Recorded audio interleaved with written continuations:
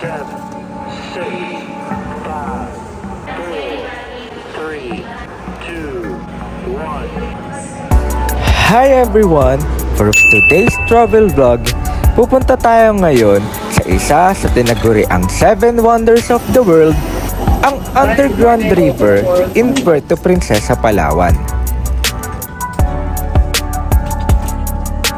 Only guests for this flight to Puerto Princesa must be on board. Push and stick slip vest.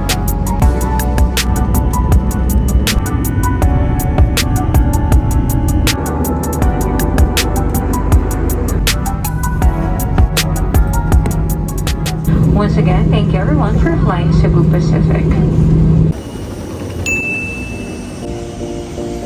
After almost 1 hour ang biyahe, nakarating na rin kami sa Puerto Princesa Airport.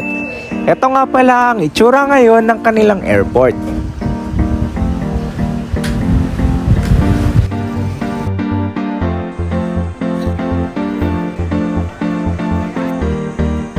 Didiretso nga pala kami sa una naming tour ngayon. From Puerto Princesa Airport, diretso kami ng Sabang Boat Terminal. Ang oras ng biyahe namin ay humigit kumulang 2 oras. At para naman sa mga hindi sanay sa malalayong biyahe at palikulikong daan, mas mabuting magdala na kayo ng mga liniment, candies, at puke bag in case na kailanganin nyo. At dahil nga hindi na nakayanan ng iba naming mga kasamaan, nagkaroon muna kami ng konting stopover dito sa Mountain View Deck para magpahinga at kumuha ng konting hangin. At pwede rin dito makakita ng mga souvenir at iba pang mga pang merienda. Tara, tingnan muna natin kung anong makikita natin dito.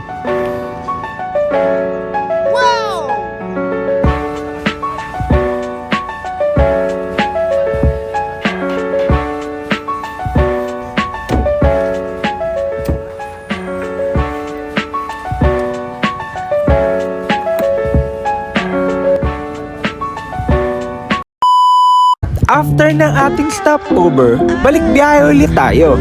Around 30 to 40 minutes na biyahe.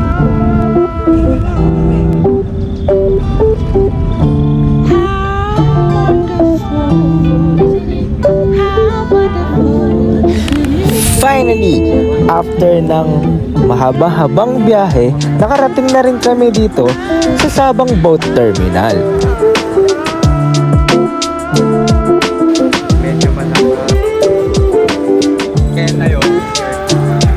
Sa mga oras nga na ito, medyo hindi maganda yung panahon. Malakas yung hangin, malalakas yung hampas ng tubig, kaya medyo kinakabahan din kami. Pero syempre, hindi na kami nagpatinag. Dumiretso na rin kami agad at sumakay na ng bangka. Ilang minuto lang ang biyahe from boat terminal to Puerto Princesa Subterranean River. Ito na nga ang bumungad sa amin sa harapan pa lang ng Subterranean River ng Puerto Princesa. Siyempre, hindi mawawala ang pictorial. Naglakad na nga kami papasok para sa konting briefing at magsuot ng headgear at ng life vest. Pagpasok nga pala sa loob, madami kayong unggoy agad na makikita. Kahit saan kayo tumingin, ang dami-dami nila. Pero paalala, bawal silang lapitan, bawal silang hawakan, kasi hindi mo alam kung anong pwede nilang gawin sa'yo. After ng mga paalala nila, diretso na kami ngayon papunta mismo sa loob ng Underground River. Mga ilang minuto lang bago kami makarating dun sa harapan ng Underground River. Imagine, harapan lang yan ng Underground River. Napakaganda na. What more pa kaya kung anong makikita natin sa loob? Siyempre, magpipicture-picture muna tayo ulit.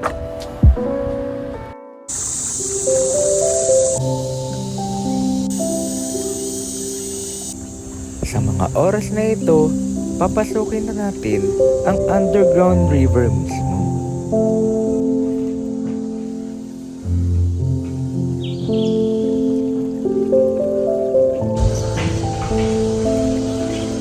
Ang Puerto Princesa Subterranean River National Park ay tinaguriang isa sa pinakamalaking tourist destination sa Asia.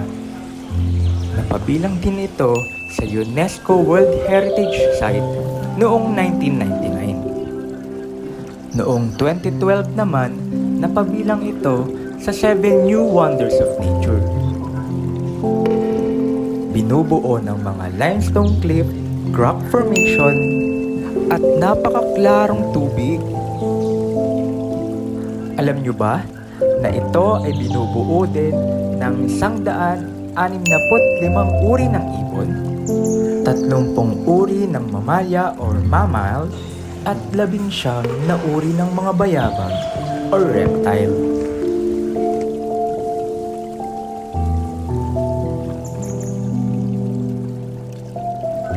Ang underground river ay 8.2 kilometers ang haba, pero 4.3 kilometers lang ang pwedeng biyahihin ng mga turista dito.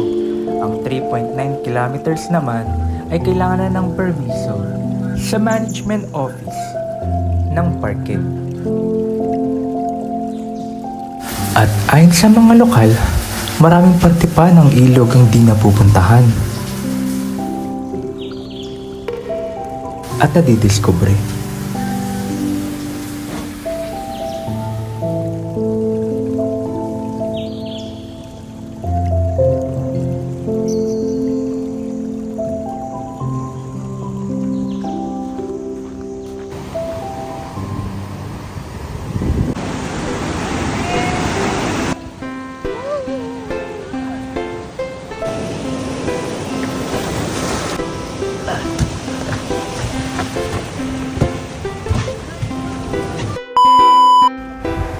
After ng aming underground river tour, diretso na kami ngayon sa lunch buffet.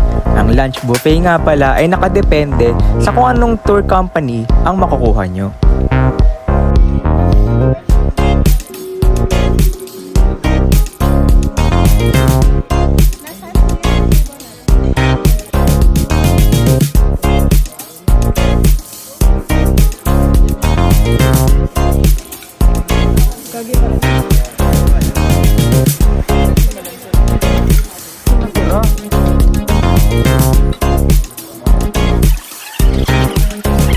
Okay naman.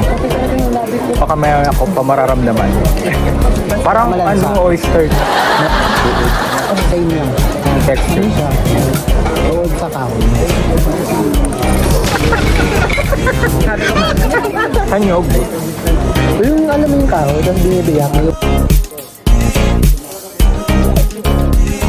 After kong kumain, tinry ko munang libutin kung ano pang makikita dito sa kinainan namin.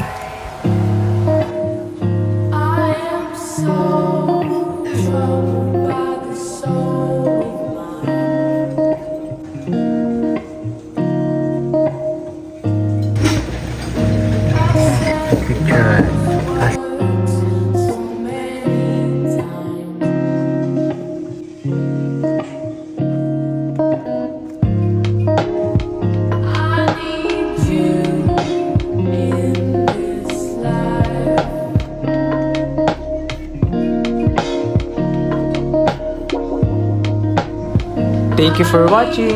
See you sa mga susunod ko pang mga biyahe!